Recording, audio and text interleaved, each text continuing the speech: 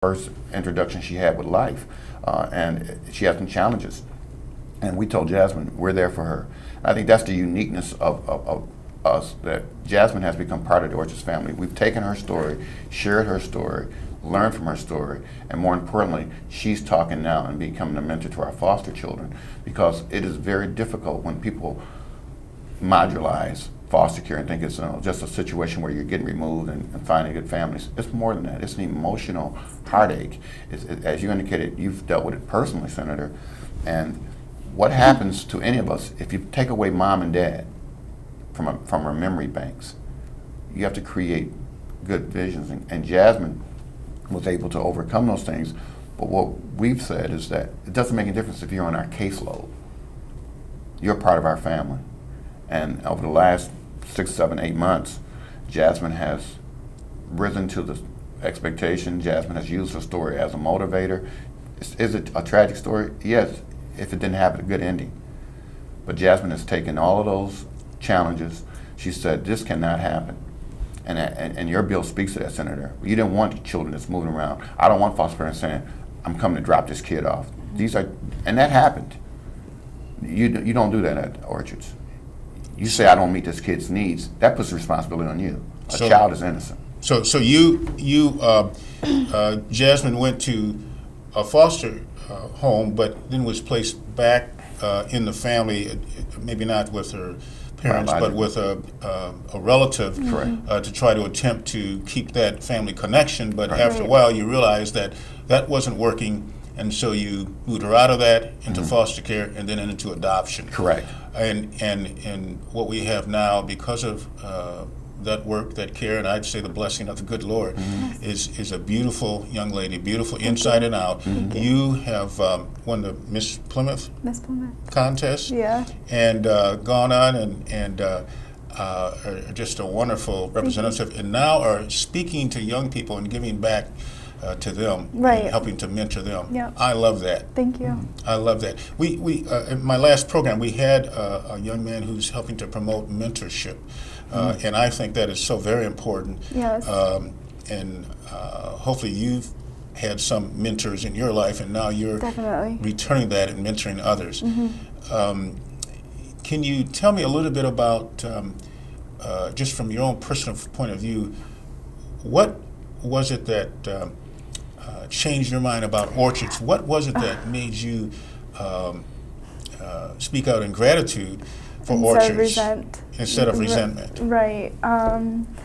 Well, I basically got the feeling that they, obviously were there for me when I was a child, but they're here for me now, and just the feeling that they're including me back in their lives. They're saying, they just are giving me the message that I never left, and I've always been a child of the Orchards, and I still am, and I'm still part of their family. And it's a message that they give to all their children, that they're always going to be there. Anything that they need, they're there.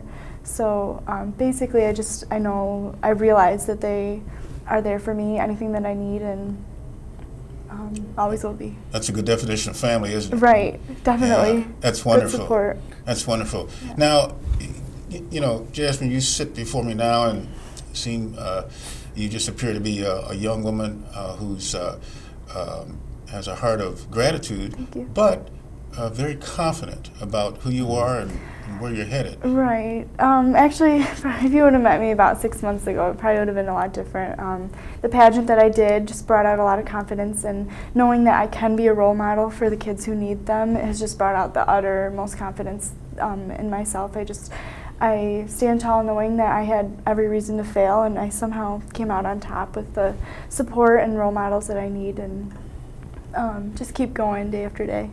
That's one of those statements that really grabs you. Every reason to fail, but you came out on top, and that speaks to perseverance, but it also speaks to someone partnering with you and believing in you, so that you have that help in knowing that you can achieve. Now, did you move into adoption, or? Actually, I was adopted by my biological uncle. He took my sisters and I in when we came out of the abusive home, and he's a single parent, and he took us on himself, and we were just placed in there as a foster home, and then he finally decided to adopt us when I was 13 years old. So. Wow. And what Jazz is not talking about, Senator, is she also became the valedictorian of her class of 2006. Valedictorian of your class. Yeah. Oh man, I've just met you and I'm bursting with pride. That's Thank awesome. you. Thank you. That's awesome. I think everyone loves a story where people have some tough challenges but overcome them. Right. And go on to help others, and you've certainly done that, Thank Jasmine. you. That's excellent. Thanks. Mike, obviously there are many other young people, and you're located. Where are you located? Where offices are in, again, of all 4 counties, our headquarters is in the Southfield office, but we have offices in Detroit at the Northwest Activity Center. We have offices in Sterling Heights, and we have offices in Washtenaw County as well. So you have, you deal with probably a lot of kids or families from large urban Absolutely. populations as well as rural, or Very much so, urban? both. Urban. Well, it's both. I think probably about 75% of our population is from the urban area, but we definitely deal with rural areas, particularly in the Macomb and other areas. But what's interesting, Senator, is the problems are pretty consistent. Whether the kids, I think the exposure to things are different in terms of some of the dynamics, but we're seeing a lot of more similarities in the children coming, because ultimately it's about removal from home. It's about and what I've really have been excited about the reform efforts is really redefining foster care. Foster care has unfortunately gotten a lot of publicity, and it needed to have when there's tragedies in it. But there's 95% of the kids out there doing really well. 95% of parents doing really well. 5% gets 90% of the press, and I'm not begrudging You're speaking that. of foster care. Correct. Yes. And we really, to even enter foster care is a grueling process in terms of the amount of time that it takes to be trained and to become licensed.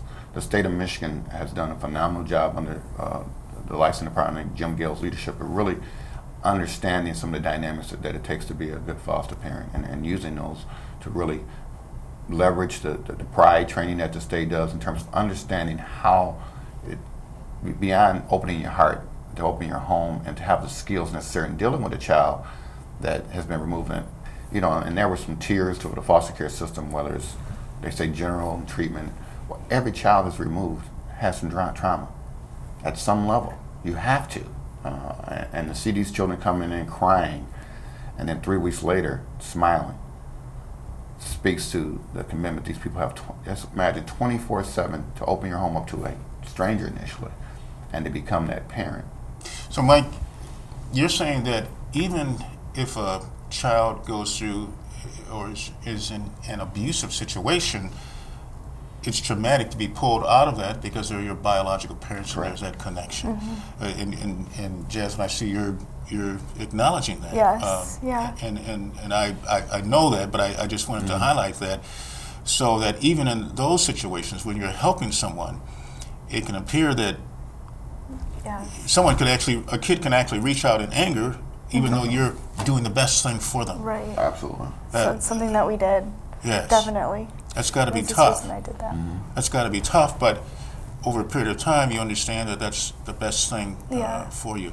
You know, I'm impressed with this story because you worked hard to keep the children involved with the family, but in the right situation. I would imagine there are some situations that it's best to remove the child from the family, but that's not the first thing you look at. The first thing you look at is how can we somehow place the child with a relative that will provide that wonderful kind of care, and obviously the kind of care that you've now settled in, but it took a little while to get there. Absolutely, Senator. And I think it's also one of the things that to be an effective organization, you really have to listen to the children. What some of the challenges with Jasmine's life was that the system didn't listen, and we're part of that system. When she's saying this is happening, but in our efforts to sometimes meet an objective, we didn't listen to the child. When she was saying things are happening, we said, well, you know, it'll be all right. Sometimes it's not going to be all right. So what we really have done is say, let's really, and the state has worked in partnership, let's sit down, and they call them TDMs and team decision-making meetings. Let's listen to what the child is saying. Because sometimes we're making decisions, the child's not at the table. And, you know, and